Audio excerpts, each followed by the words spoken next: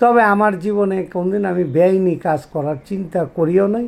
ঢাকাই চলচ্চিত্রের আলোচিত অভিনেতা মনোয়ার হোসেন ডিপজল অভিনয়ের পাশাপাশি পালন করছেন বাংলাদেশ চলচ্চিত্র শিল্পী সমিতির সাধারণ সম্পাদকের দায়িত্ব।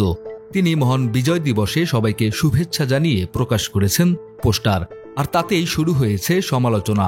আওয়ামী লীগের মনোনয়ন কেনা ও বিএনপির রাজনীতিকে অস্বীকার করে আসা এই তারকার পোস্টারে এখন বিএনপির শীর্ষ ৩ নেতার ছবি।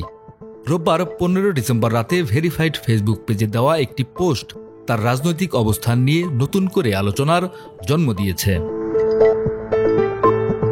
শুভেচ্ছা বার্তায় তিনি লিখেছেন, ১৬ ডিসেম্বর মহান বিজয় দিবস।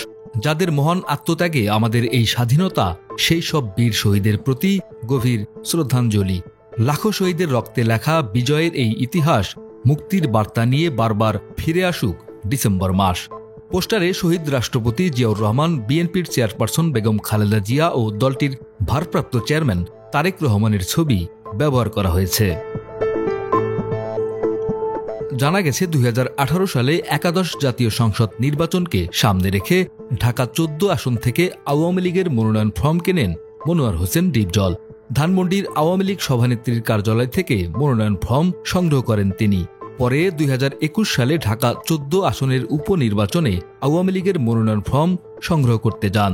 তবে পরিস্থিতি অনুকূলে না থাকায় ফর্ম না কিনে এক প্রকার চুপিসারে বের হয়ে যান। কারণ হিসেবে জানা যায়, আওয়ামী লীগের কোনো পর্যায়ের প্রাথমিক সদস্য পদে ছিলেন না ডিপজল।